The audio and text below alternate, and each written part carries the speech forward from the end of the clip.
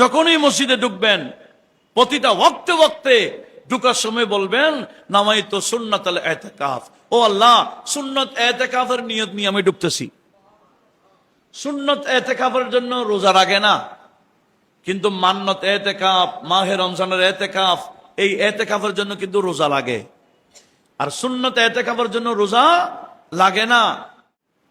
এই ইতিকাফ আবার আরেকটা বিষয়, ইতিকাফ আরেকটা আছে, সুন্নত ইতিকাফ। আমি আপনাদেরকে বলবো মসজিদে ঢোকার সময় একটা নিয়ত করে বসিয়েন।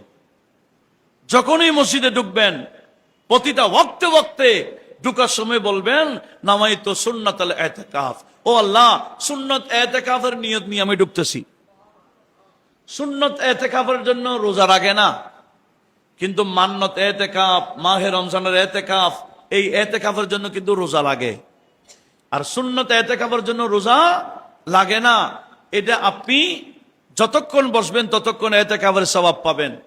এমনি তো মসজিদে পানাহার করা যায় না, ঘুমানো যায় না, কিন্তু ইতিকাফের নিয়তে কেউ যদি বসে তখন পানাহারও করতে পারে, ঘুমাইতেও পারে।